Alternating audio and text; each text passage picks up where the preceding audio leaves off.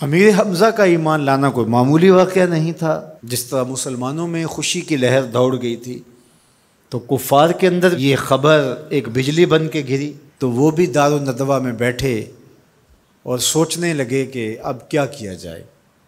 آج ایک حمزہ بن عبد المطلب گئے ہیں، کل کوئی اور چلا جائے گا تو یہ تو طاقتور ہو جائیں گے۔ عمر بن خطاب مجلس میں موجود تھے، کہا تم قصہ چھوڑو، یہ کام میرے ذمہ رہا، میں بانی اسلام کی زندگی کا چراغ ہی بجھا دیتا ہوں۔ روز روز کا قصہ ہی تمام ہوتا ہے، تلوار حمائل کی اور ارادہ قتل سے گھر سے نکلتے ہیں، تقدیر ہنس کے کچھ اور ہی بول رہی ہے۔ سودا لینے کے لیے بازار گئے، سودا لینے کے لیے بازار گئے، ہاتھ اس کے بکے جس کے خریدار گئے۔ تلوار حمائل کی ہے، بانی اسلام کی زندگی کا چراغ بجھانے کی آرزو ہے، گھر سے نکلتے 22 سال کی عمر ہے، جوانی ہے، بانکپن ہے، چہرے پہ جلال ہے، خطاب کا جری جواں بیٹا ہے۔ راستے میں ایک صاحب ملے، دیکھا اور کہا کہ کیا تیور ہیں اور ارادے کدھر کے ہیں؟ کہا چراغ اسلام بجھانے جا رہا ہوں۔ کہا اس کی روشنی تو تمہارے گھر میں بھی پہنچ گئی ہے۔ پوچھا کیا ماجرا ہے؟ کہا تمہاری بہن فاطمہ بنت خطاب اور تمہارے بہنوئی سعید وہ بھی اس آقا کے غلام بن گئے۔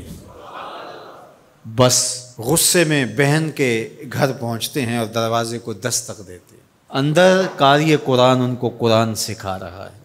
اہل خانہ سمجھے عمر آئے ہیں اور تیور بھی اچھے نہیں ہیں، قاری کو کہیں گوشے میں چھپا دیا اور دروازہ کھولا۔ دروازہ کھولنے کی دیر تھی کہ بہن پہ ٹوٹ پڑے، مار دھاڑ شروع کر دی۔ تم سابی ہو گئی ہو، تم نے آباء و اجداد کا دین چھوڑ دیا ہے۔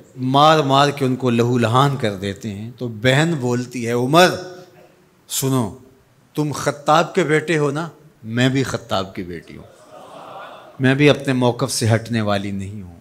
حیرت زدہ ہو جاتے ہیں کہ اس عورت کے اندر یہ بجلیاں کیسے آ گئیں۔ تو سوچنے لگے اور کہا اچھا جو تم پڑھ رہے تھے مجھے بھی سناؤ۔ کہا تمہیں پہلے غسل کرنا ہوگا۔ عمر بدن دھو رہے ہیں، میرا رب دل دھو رہا ہے۔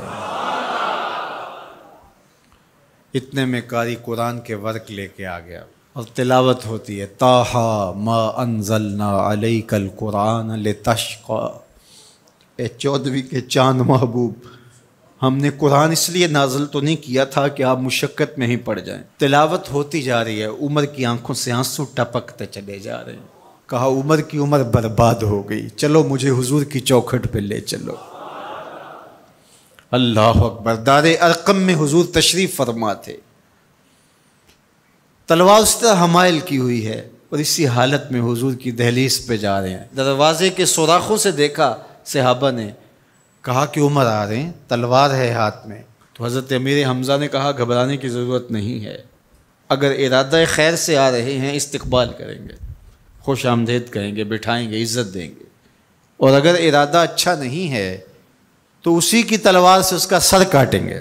دروازہ کھلتا ہے، عمر حضور کے سامنے آ کے بیٹھتے ہیں اور میرے حضور کہتے ہیں عمر ابھی وہ وقت نہیں آیا کہ تم اسلام لے آؤ، اور یہی وقت تھا عمر کے اسلام لانے کا۔ حضرت عمر کلمہ پڑھتے ہیں، اشہد ان لا الہ الا اللہ وحدہ لا شریک لہ واشہد ان محمدا عبدہ ورسولہ۔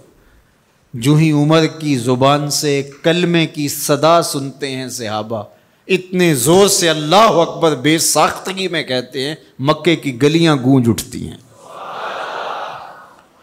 اللہ اکبر۔ اب ایمان لانے کے بعد جناب عمر حضور سے پوچھتے ہیں کہ حضور ہم حق پہ نہیں ہیں؟ فرمایا ہم حق پہ ہیں، اللہ کا دین سچا نہیں ہے؟ کہا اللہ کا دین سچا ہے۔ کہا کہ آپ اللہ کے سچے رسول ہیں؟ فرمایا ہاں میں اللہ کا سچا رسول ہوں۔ تو کہا پھر ہم چھپ کے نمازیں کیوں پڑھیں؟ ہمیں صحن حرم میں جانا ہوگا۔ مسلمانوں کی 2 صفیں بنتی ہیں، 20-20 افراد کی، ایک صف کی قیادت حضرت عمر کرتے ہیں، ایک صف کے آگے حضرت امیر حمزہ چلتے ہیں، درمیان میں میرے حضور ہیں، اور صحن حرم میں پہنچ کے رب کی نماز ادا کی جاتی ہے۔ حضرت عبداللہ ابن مسعود رضی اللہ تعالیٰ عنہ فرماتے ہیں عمر کا اسلام لانا مسلمانوں کے لیے عزت کا سبب بنا، وقار کی علامت بن گیا۔